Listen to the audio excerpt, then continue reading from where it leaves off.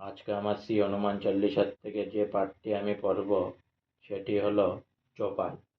জয় হনুমান জ্ঞান গুণ সাগর, জয় কপীশ প্রভু তিহু লোক উজাগর।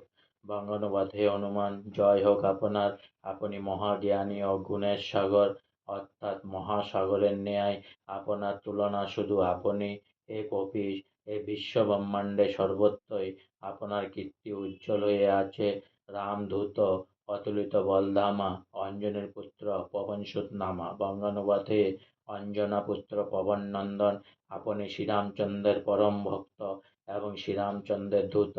আপনি পৃথিবী বিখ্যাত বলশালী ও অসীম গুণের সাগর, মহাবীর বিক্রম বজরঙ্গী কুমতি নিবার সমকি কে সঙ্গী। বঙ্গানুবাদ: হে মহাবীর মহান বিক্রমশালী বজরং রঙ্গবলী, আপনি সবার কুমতি ধ্বংস করে সুমতি প্রদান করুন।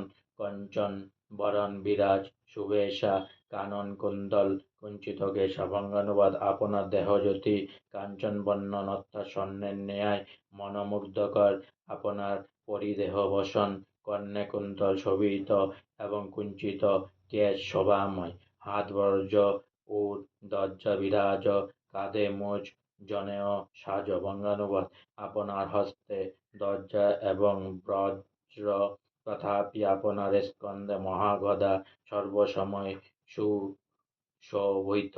শঙ্কর সুবন কেশরী নন্দন, তেজ প্রতাপ মহা জগবন্দন। বঙ্গানুবাদ: হে মহারুদ্ররূপী শঙ্কর অবতার, হে কেশরী নন্দন, আপনার তেজ ও প্রতাপকে ত্রিজগৎ বন্দনা করে। বিদ্যাবান গুণী অতি চাতুর, রাম কাজ করিবে কো আতুর। বঙ্গানুবাদ: আপনি বিদ্যাবান অর্থাৎ গুণবান ও অতি চতুর, সর্বদা আপনি শ্রীরামচন্দ্রের কার্যে ব্যস্ত থাকতে ভালোবাসেন। আজকে আমার শ্রী শ্রী হনুমান চল্লিশার যে পাঠটি চোপাই এতটুকু পর্যন্ত বললাম, তাই পুনরায় একবার বলুন জয় শ্রীরাম। আর অনেক অনেক সাবস্ক্রাইব করুন, অনেক অনেক লাইক করুন আমার চ্যানেলটি।